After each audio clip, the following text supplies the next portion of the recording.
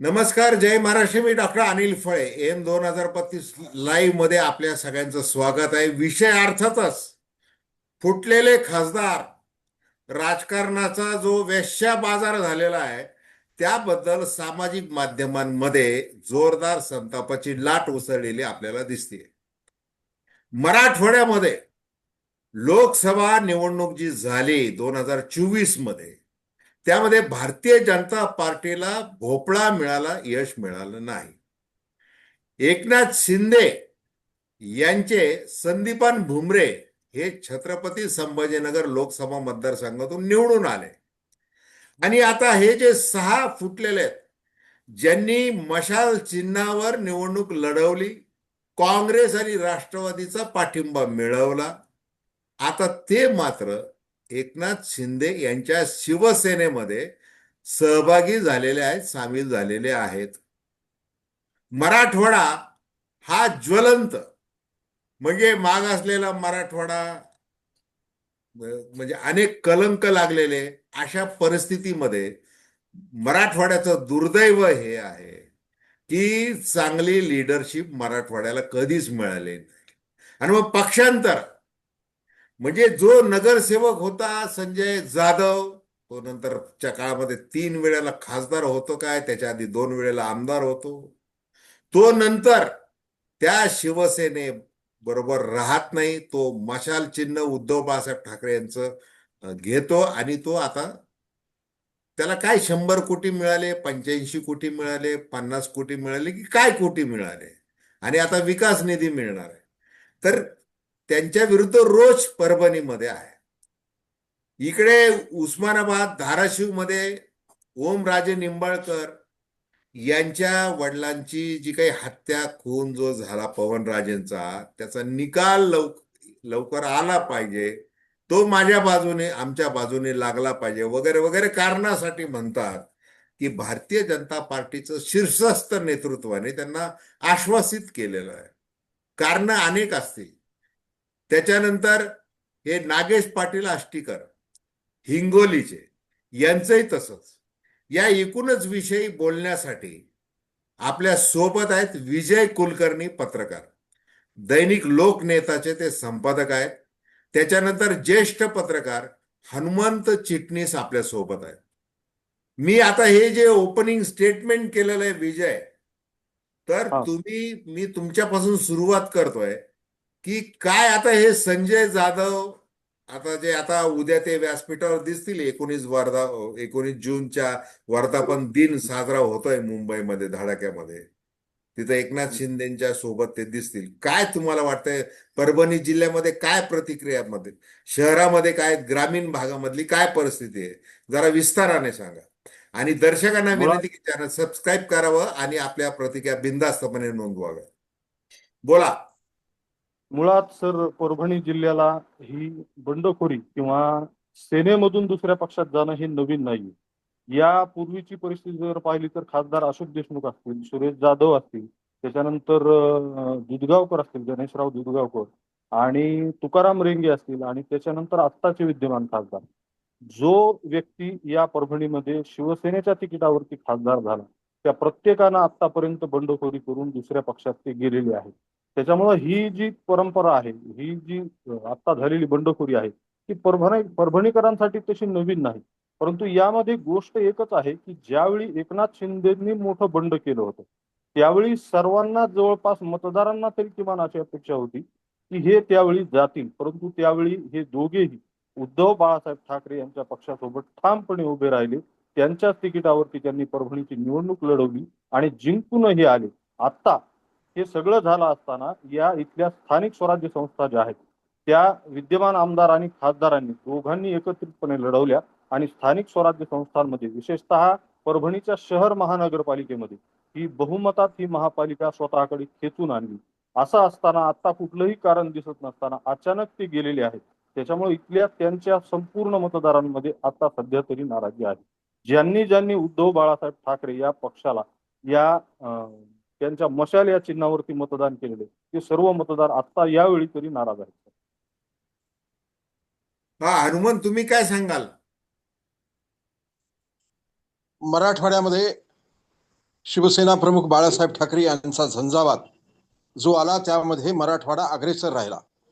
छत्रपती संभाजीनगर असेल, धाराशिव असेल, नांदेड असेल, परभणी असेल, जालना असेल, या मतदारसंघामध्ये शिवसेनेच्या नेत्यांनी, ज्येष्ठ नेत्यांनी अथक परिश्रम घेतले आणि त्याचं फळ म्हणून मराठवाड्याचा शिवसेनेचा झंझावात कायम राहिला. लोकसभा खासदारांसह विधानसभेमध्ये देखील मराठवाड्यामध्ये प्रचंड असं यश मिळवलं. अर्थात ज्येष्ठ नेत्यांनी केलेले परिश्रम, ग्रामीण भागातील शिवसेनेबद्दल असलेलं आकर्षण, बाळासाहेब ठाकरे यांनी केलेला प्रचार दौरा, यामुळे मराठवाड्याला घवघवीत यश शिवसेनेने मिळालं. धनुष्यबाणाने अत्यंत आक्रमक होत मराठवाड्यामध्ये चंद्रकांत खैरेपासून ते सुभाष पाटील यांच्यापर्यंत जी काही परिश्रम झाली त्याच्यामध्ये शिवसेनेला यश मिळालं. मात्र काळाच्या ओघामध्ये बंडखोरीचं प्रमाण देखील वाढत राहिलं. परभणी आणि हिंगोली या लोकसभा मतदारसंघात बंडखोरीचं प्रमाण मोठ्या प्रमाणात आहे. शिवसेनेच्या तिकिटावर निवडून आलेल्या विलास गुंडेवार यांनी हिंगोली लोकसभा मतदारसंघात निवडून आल्यानंतर प्रथमतः बंडखोरी केली. परभणी लोकसभा मतदारसंघात अशोक देशमुख यांनी केलेली बंडखोरी फार मोठी आहे.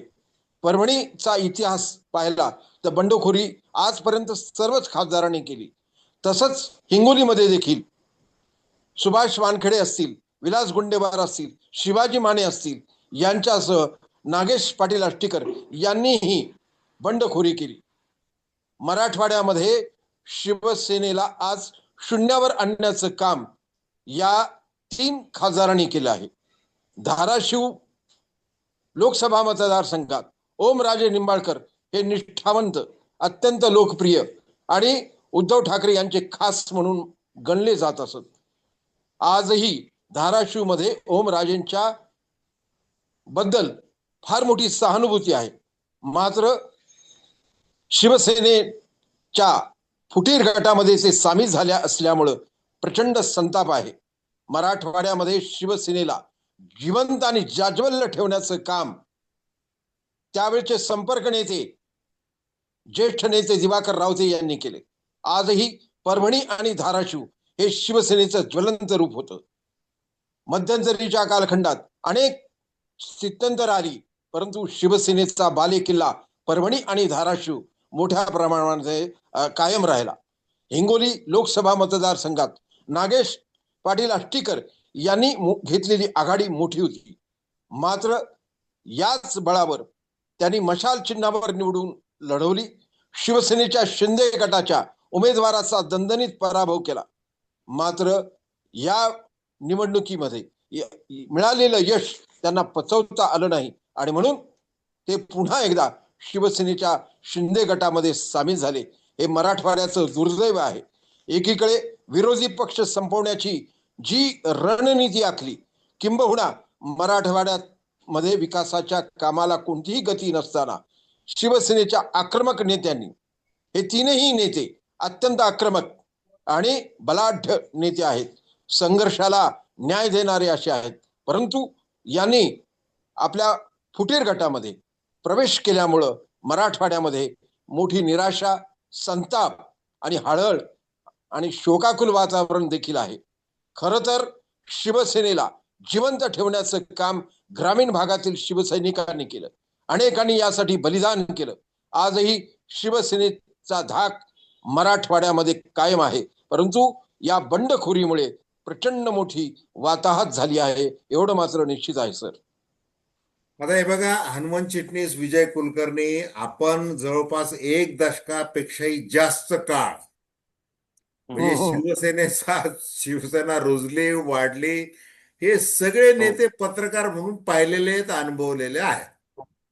म्हणजे मुंबई ठाण्यानंतर मराठवाडा हा शिवसेनेचा त्यावेळेचा बालेकिल्ला. आणि आज त्या मातोश्रीवर ठाकरे ब्रँड आणि एकूण जी काही पडझड जी झालेली आहे ती सर्वसामान्य शिवसैनिकांना अतिशय वेदनादायी आहे. आता हे जे 3 खासदार आहेत त्या मुद्द्यावर येऊ आपण, कारण तसं बोलायला गेलं तर खूप मोठा इतिहास आहे. हनुमान चिटणीस मी तुम्हाला जाणीवपूर्वक अडवलं नाही, कारण की तुम्ही ते सगळं ग्राउंड रिपोर्टिंग आतापर्यंत करत आलेला आहात आणि आजही तुम्ही अनेकांच्या सगळ्यांच्या संपर्कामध्ये आहात. हे जास्त महत्वाचं आहे. आता हे बघा, आपला वेळ अतिशय कमी आहे. तरी तुम्ही हे तिथं काय परिस्थिती आहे हे सांगा तुमच्या मतदारसंघामध्ये. म्हणजे आता बघा, ओमराजे हे जवळपास 3,29,000 एवढी जास्त मतं घेऊन निवडून आले, बरोबर. त्यांनी पराभव कुणाचा बरोबर. केला होता? राणा जगजित सिंग त्यांच्या पत्नी, त्यांचं नाव काय की पत्नीचा राजश्री पाटील, यांचा पराभव केला होता. राजश्री अर्चना. हा. आता तो निकाल, आता ती एक पार्श्वभूमी आहे. आता त्याच्याबद्दल बरंच काही बोललं जात आहे. आता 20 जूनला तो निकाल लागणार आहे आणि तो एकदा ओमराजेंनी असं म्हटलंय परवा की मी 20 जून नंतर बोलणार आहे म्हणून, असं त्यांनी म्हटलेलं आहे. बरोबर. आता बरोबर. दुसरं मुद्दा येतो तुमच्या संजय उर्फ बंडू जाधव. आता बंडू जाधव यांच्याबद्दल जी सगळी शिवसैनिक म्हणून जी कहाणी आहे, आता त्याला जे काही वेगळं रूप त्यांनी जे दिलेलं आहे, त्याच्याबद्दल एक तुम्ही त्यांना कोण आव्हान देऊ शकतं, काय होऊ शकतं? कारण की त्यांनी महानगरपालिका जिंकलेली आहे, मुस्लिम महापौर तिथं केलेला आहे, स्थानिक स्वराज्य संस्थांमध्ये बरंच उद्धव बाळासाहेब ठाकरे शिवसेनेला यश मिळवून दिलेलं आहे.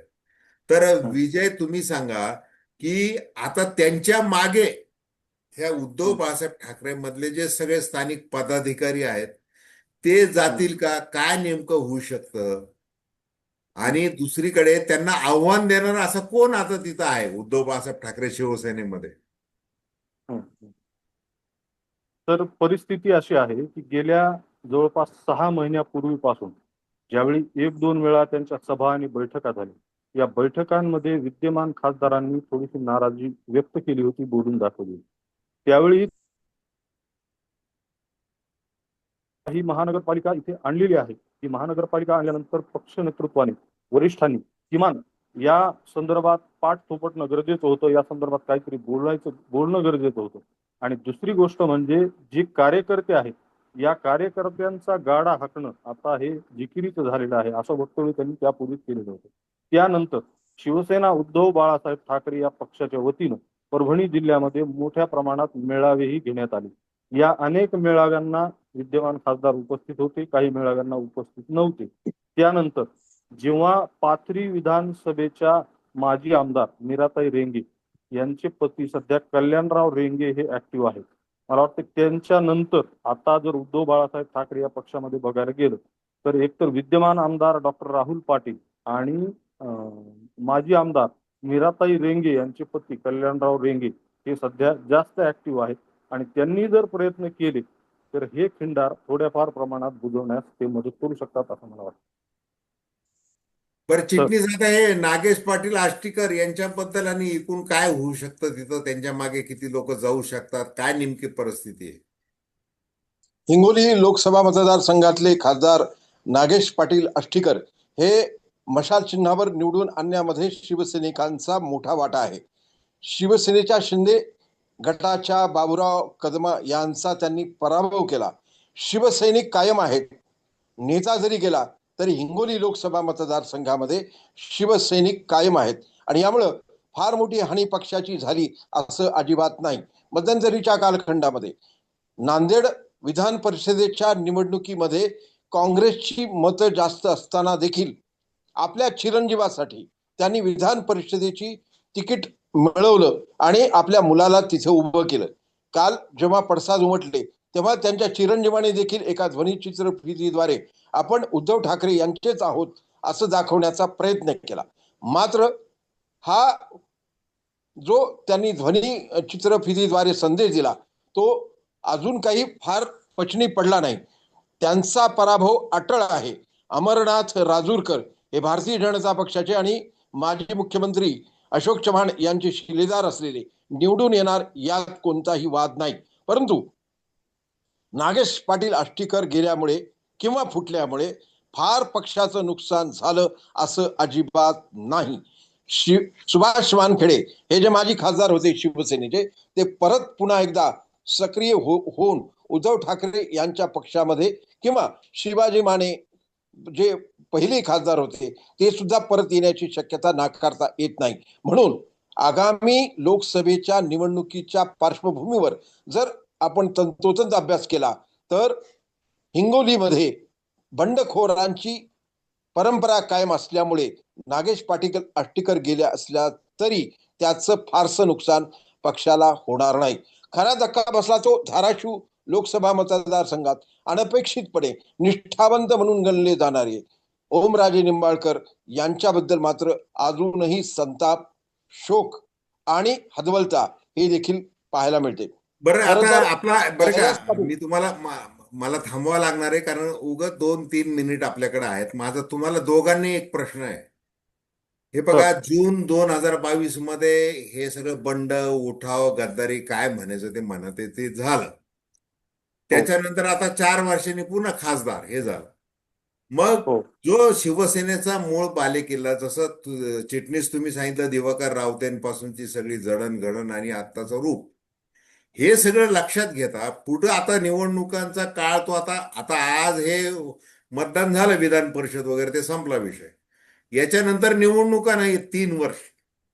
या हो 3 वर्षाच्या काळामध्ये काय उद्धव बाळासाहेब ठाकरे शिवसेनेची स्थिती असू शकते? आता जे पदाधिकारी जे या फुटीर खासदाराच्या विरोधात उभे आहेत ते तसे कायम राहतील का? ती वाढेल का? काय तुम्हाला परभणी असेल किंवा हिंगोली असेल, नांदेड असेल, धाराशिव असेल, या ठिकाणी काय परिस्थिती असू शकते? तुमचा काय अंदाज आहे? तुम्ही काय सांगा? दोघे अशी थोडक्यामध्ये सांगा. चिटणीस तुम्ही सांगा आधी. परभणी, हिंगोली आणि धाराशिव हे शिवसेनेचे बालेकिल्ले. मूळ याच्यामध्ये शिवसैनिक हा कायम अग्रस्थानी राहिला आहे. यामुळे हे जरी गेले तरी पक्ष कायम आहे, शिवसैनिक कायम आहेत. यामुळे धाराशिव लोकसभा, हिंगोली लोकसभा किंवा परभणी लोकसभा या तीनही लोकसभा मतदारसंघात फारसा फरक यांच्यामुळे जाणार नाही. मराठवाड्यामध्ये एक केंद्रीय राज्यमंत्रीपद मिळेलही. आता या सर्व खासदारांनी Y+ सुरक्षा व्यवस्था पुरवण्यात आली आहे.